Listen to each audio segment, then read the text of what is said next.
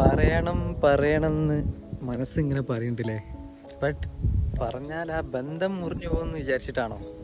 ബന്ധം നായി പോകുന്നില്ല, ബട്ട് കുറച്ച് കണ്ടീഷൻസ് ഉണ്ട്. ഈ സംഗതി പറഞ്ഞാൽ ഇത് നടക്കുമെന്ന് തോന്നുന്ന ടൈപ്പ് ആണെങ്കിൽ മാത്രം പറഞ്ഞാൽ മതി. കുറേ കാര്യങ്ങളുണ്ടല്ലോ, ഫാമിലി പരമായിട്ടും റിലീജിയൻ പരമായിട്ടും ഏജ് പരമായിട്ടൊക്കെ കുറേ കാര്യങ്ങളൊക്കെ ഉള്ളതാണല്ലോ. അങ്ങനത്തെ കാര്യങ്ങൾ ഓക്കെ ആണോ എന്നുള്ള ഫസ്റ്റ് നമ്മൾ നോക്കുക, എന്നിട്ട് ധൈര്യമായിട്ട് പോയി പറഞ്ഞു.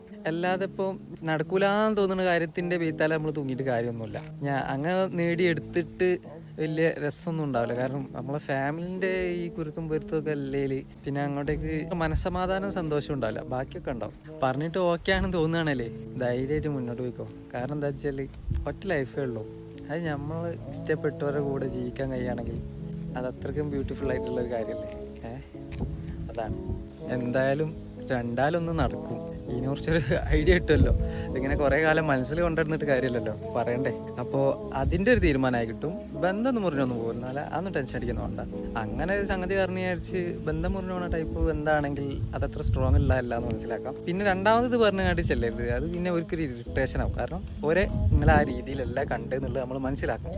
പിന്നെ അതിൻ്റെ ആ ഒരു ഇതിൻ്റെ തല പോയത് നമുക്ക് അനുയോജ്യമായിട്ടുള്ള ഒരു ആൻസർ അല്ല അതിൽ കിട്ടുന്നതെങ്കിൽ പേടിക്കൊന്നും വേണ്ട. പക്ഷെ അതിനും നല്ല തന്നെ നമ്മളിലേക്ക് കിട്ടും.